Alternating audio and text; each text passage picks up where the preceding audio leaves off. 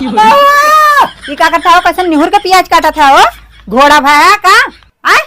ये बतावा एक कब का सुबेर भैल बाटे, हम 4-5 लड़का हो चली आए आज तुम्हारा अभी तक खाना ना बना और एक झगुआ प्याज एक झगुआ लहसुन डाल का करबा? बनाईबा के थोन डालबे वही काट के बना देते काहे ने बना के ली ले। अच्छा गैस ना बारे आओ था?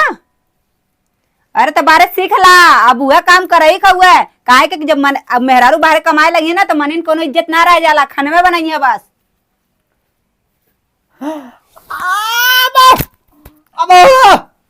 अरे भगवती काटा न लेबे न लेवा ना तो मार तार गाड़ फाड़ दे ई जान ले। हाँ